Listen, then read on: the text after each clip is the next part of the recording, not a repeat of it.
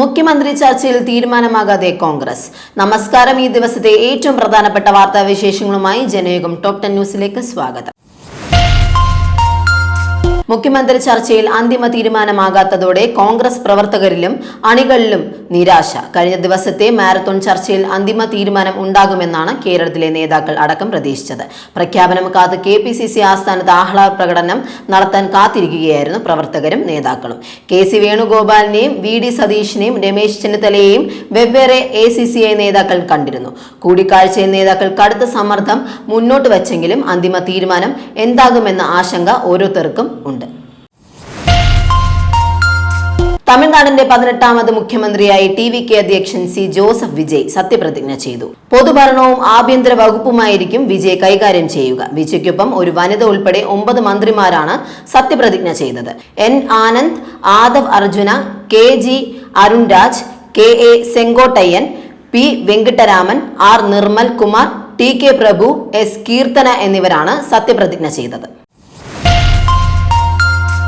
UDFന്റെ തെരഞ്ഞെടുപ്പ് വാഗ്ദാനമായ ഇന്ദിരാ ഗ്യാരണ്ടി പ്രകാരം വനിതകൾക്ക് KSRTC ബസ്സുകളിൽ സൗജന്യ യാത്ര നടപ്പിലാക്കാനുള്ള നീക്കം KSRTCയെ കനത്ത സാമ്പത്തിക തകർച്ചയിലേക്ക് നയിക്കുമെന്ന് ആശങ്ക. പദ്ധതിയുടെ ഭാഗമായി യാത്രക്കാരുടെ ലിംഗവിവരങ്ങൾ ശേഖരിക്കാനുള്ള ജെൻഡർ ടിക്കറ്റിംഗ് സംവിധാനം ആരംഭിച്ചതോടെയാണ് വെല്ലുവിളികൾ ചർച്ചയാകുന്നത്. നിലവിലെ ടിക്കറ്റ് വരുമാനമായ 10 കോടി രൂപയിൽ പകുതിയിലധികം ലഭിക്കുന്നത് സ്ത്രീ യാത്രക്കാരിൽ നിന്നാണ്. സൗജന്യ യാത്ര നടപ്പിലാക്കുന്നതോടെ ഈ വരുമാനം പൂർണ്ണമായും ഇല്ലാതാകും. സർക്കാർ കൃത്യമായ സബ്സിഡി നൽകിയില്ലെങ്കിൽ ശമ്പളവും പെൻഷനും നൽകാൻ പോലും കഴിയാത്ത രീതിയിൽ KSRTC തകരുമെന്ന് ജീവനക്കാരുടെ സംഘടന മുന്നറിയിപ്പ് നൽകുന്നു. കേരളത്തിന്റെ അടിസ്ഥാന സൗകര്യ വികസനത്തിൽ നിർണായക പങ്കുവഹിക്കുന്ന കിഫ്ബി സാമ്പത്തികമായി മികച്ച മുന്നേറ്റം നടത്തിയിരിക്കുന്നതായി കണക്കുകൾ. വിവിധ പദ്ധതികളിൽ നിന്നായി ഈ മാർച്ച് വരെ 4183.89 കോടി രൂപ തിരിച്ചടവായി ലഭിച്ചുവെന്ന് കണക്കുകൾ സൂചിപ്പിക്കുന്നു. കിഫ്ബി വഴിയുള്ള കടമെടുപ്പ് വലിയ ബാധ്യതയാകുമെന്ന വിമർശനങ്ങൾക്കുള്ള മറുപടിയാണ് ഈ വരുമാന വർധനവ് വിലയിരുത്തപ്പെടുന്നത്. വൈദ്യുതി വിതരണ ശൃംഖല നവീകരിക്കുന്ന ട്രാൻസ് ഗ്രിഡ് 2.0 പദ്ധതിയിൽ നിന്നാണ് ഏറ്റവും കൂടുതൽ തുക ലഭിച്ചത്. സാധാരണക്കാർക്ക് ആശ്വാസമായിരുന്ന സപ്ലൈകോയുടെ ന്യായവില അരി പദ്ധതിയിൽ വില വർധനവ് നടപ്പിലാക്കി. കിലോഗ്രാമിന് 2 രൂപയാണ് വർദ്ധിച്ചത്. ഇതോടെ 25 രൂപയ്ക്ക് ലഭിച്ചിരുന്ന അരിക്ക് ഇനി മുതൽ 27 രൂപ നൽകേണ്ടി വരും.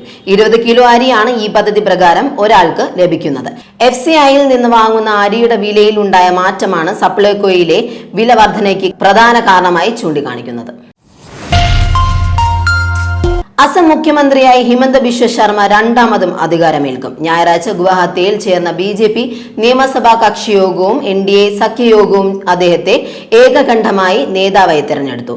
കേന്ദ്രമന്ത്രി JP നദ്ദയാണ് പ്രഖ്യാപനം നടത്തിയത്. BJP നേതാക്കൾക്ക് പുറമെ സഖ്യകക്ഷികളായ അസം ഗണ പരിഷത്ത്, ബോഡോലാൻഡ് പീപ്പിൾസ് ഫ്രണ്ട് എന്നിവരും ഹിമന്തയുടെ പേരിനെ പിന്തുണച്ചു. ഇന്ത്യയുടെ പ്രതിരോധ മേഖലയ്ക്ക് കരുത്തേക്ക് multiple independently targetable re entry vehicle സാങ്കേതിക വിദ്യയിലുള്ള അഗ്നി 5 മിസൈലിന്റെ പരീക്ഷണം വിജയകരമായി പൂർത്തിയാക്കി. ഒഡീഷ തീരത്തെ ഡോക്ടർ APJ അബ്ദുൽ കലാം ദ്വീപിൽ നിന്നാണ് വെള്ളിയാഴ്ച മിസൈൽ വിക്ഷേപിച്ചത്. ഒരു മിസൈലിൽ തന്നെ ഒന്നിലധികം ആണവ പോർമുനകൾ ഘടിപ്പിക്കാനും അവ ഉപയോഗിച്ച് 100 കണക്കിന് കിലോമീറ്റർ അകലെയുള്ള വ്യത്യസ്ത ലക്ഷ്യങ്ങളെ ഒരേ സമയം തകർക്കാനും ഈ സാങ്കേതിക വിദ്യയിലൂടെ സാധിക്കും. BJPക്കെതിരെ രാജ്യവ്യാപകമായി പ്രതിപക്ഷ പാർട്ടികൾ ഒന്നിക്കണമെന്ന് തൃണമൂൽ കോൺഗ്രസ് അധ്യക്ഷ മമത ബാനർജി.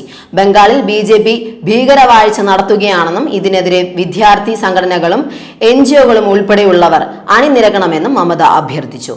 തെരഞ്ഞെടുപ്പ് ഫലവുമായി ബന്ധപ്പെട്ട് നിയമ പോരാട്ടത്തിന് പാർട്ടി തയ്യാറാകുകയാണെന്നും വോട്ടെണ്ണലിൽ കേന്ദ്ര സേനയുടെയും തെരഞ്ഞെടുപ്പ് കമ്മീഷന്റെയും സഹായത്തോടെ ക്രമക്കേട് നടന്നതായും മമത ആരോപിച്ചു. നിയമസഭാ തെരഞ്ഞെടുപ്പിൽ പത്തനപുരം മണ്ഡലത്തിൽ UDF BJP ഡീൽ നടന്നെന്ന ആരോപണവുമായി മുൻ മന്ത്രി KB ഗണേഷ് കുമാർ രംഗത്ത്. മുൻകാല തെരഞ്ഞെടുപ്പുകളിൽ ലഭിച്ച വോട്ടിന്റെ കണക്ക് പങ്കുവച്ചാണ് ഗണേഷ് കുമാറിന്റെ ആരോപണം. BJP വോട്ടുകൾ കുത്തനെ കുറഞ്ഞ് UDFിലേക്ക് ഒഴുകിയെന്നാണ് ഗണേഷ് കുമാറിന്റെ വാദം. US ഇറാൻ യുദ്ധം അവസാനിപ്പിച്ച വെടിനിർത്തൽ ഒരു മാസം പിന്നിടുന്നതിനിടെ ഖത്തർ തീരത്ത് ഒരു കാർഗോ കപ്പലിന് ഡ്രോൺ ആക്രമണത്തിൽ തീപിടിച്ചു. ബ്രിട്ടീഷ് സൈനിക സ്ഥാപനമായ UKMTO ഇക്കാര്യം സ്ഥിരീകരിച്ചു. ഖത്തറിന്റെ തലസ്ഥാനമായ ദോഹയ്ക്ക് 43 കിലോമീറ്റർ അകലെ വടക്കു കിഴക്കാണ് ആക്രമണം നടന്നത്.